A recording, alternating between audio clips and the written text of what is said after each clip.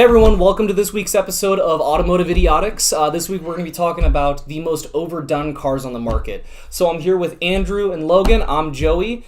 So when we talk about overdone cars, what we're really meaning is cars that you see on the streets out too much, stuff that if you want to get something unique, this is the last car you want to buy.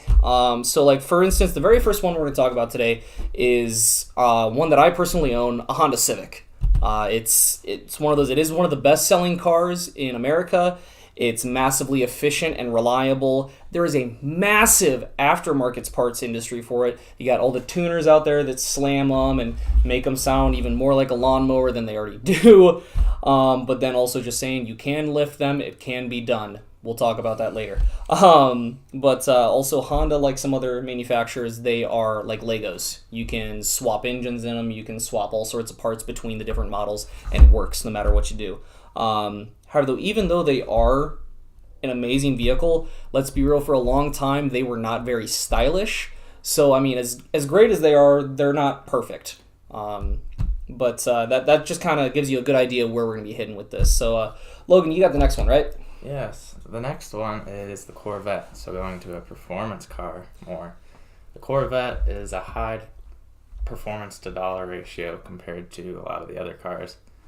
Its competitors like the R8, the 911, I guess not the Viper anymore, but Gives you a good idea. Yeah. But even though it's mostly loved by older middle-aged men with white sneakers, really short denim jean shorts. Don't forget the inappropriate comments to waitresses. Yeah, don't forget that. Flat rim baseball cap, everything that you need. Every single time. But the reason it's so popular is it's a sports car icon. It's always been good, relatively. I guess you forget the third gen and the fourth gen. We don't talk about those. We don't talk about those. The C4 Corvette is the only Corvette named after the way it should be destroyed. But, anyways, it's a reliable performance car as well. So, if you want a car that won't break down, that's pretty fast for what it is, the Corvette's your thing. But it's not unique in any way. Yeah. Now on to your local rednecks for all your Ford-needing capabilities. We have the F-150. Well, it's been produced for quite a while now. I don't know how long, but too long if you ask me. They're normally a pain to work on, which doesn't make sense since they're so highly produced. You'd think someone would be like, let's make this easy to work on. But you also put that in the fact that several companies use them as fleet vehicles, and, well, all your local rednecks have them, lift them. They're almost like the Mustang of trucks, in a way. They're everywhere, yeah, and they crash a lot, so. The Mustang didn't make this list, but it's a runner-up. Yeah, the absolutely. Other two pony cars. Yeah. Because, hashtag Murica. We'll throw that above here somewhere. We'll throw it in there. But, however, though, the next one, we're definitely going a different direction from the last two. We got to talk about the elephant in the room, the Prius. The car, I know it makes, I had a little baby vomit as well saying the word. But it's gotten such an idea of it's saving the world because it's so good on fuel.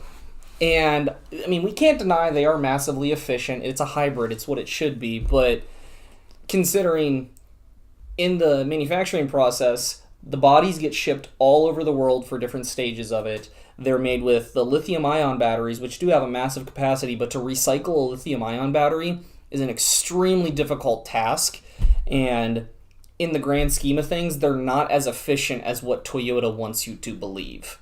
They're still great, but they're just not that efficient. I will admit they do get extremely high city MPG. The new models, they look better, but it's like saying, oh, pugs got cuter.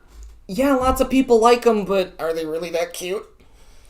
Well, plus, and when they go out, the hybrid systems are really expensive to fix. Exactly. Another massive drawback to them.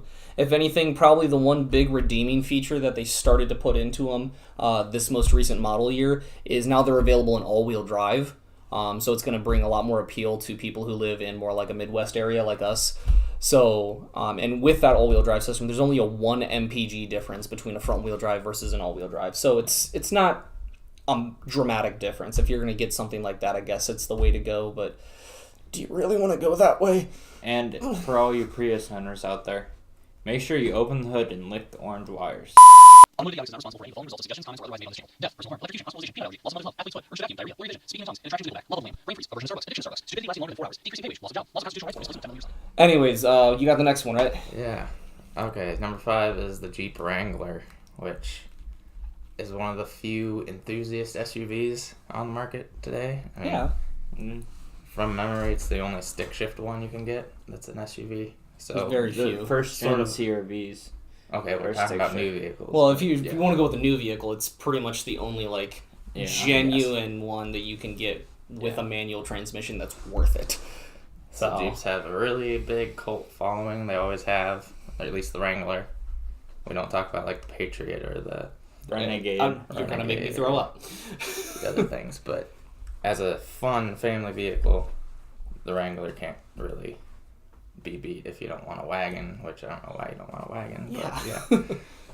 But they're pretty great off-roading from the factory, which is why people like them, because it's a Jeep thing. You wouldn't understand. And there's a lot of aftermarket parts, so you can make it taller and less useful on the road. So if you want to do that, Don't forget about the Jeep Death Wobble. Oh, can't forget the death wobble. Yeah, I guess. And then there's that. So Andrew has the 6th one. So it looks like I got stuck with all the cars found on the road dead. But so my next car is the Explorer. Exploder. No, Yeah. oh no, you said it right the first time. So these are the sneaky cops nowadays, with the invisible riding, hiding on the side of the roads. You think it's just a normal person, but no, it's a cop. So watch out. There is a way to tell them from other vehicles. They got those stupid blue lights underneath the headlights. That's how you can tell them from a distance. Did not know that. Pro tip. Yes. Pro tip, yeah. See, this is excellent consumer advice right here. Colored tickets.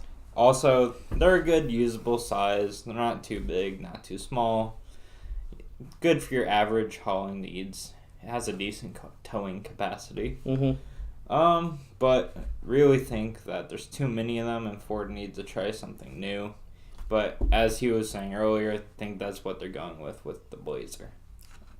No, that's Chevy. The But Bronco. yes, The Bronco. there is Great, now we're going to get people heckling us for that. there No, is- the Bronco is going to be coming out to be the off-roader. Yep. So the Ford is going to try and there is an redeem Explorer themselves. ST now. Well, not until 2020. Yeah, but there will be. Yeah. So, anyways, we got one more model for you guys.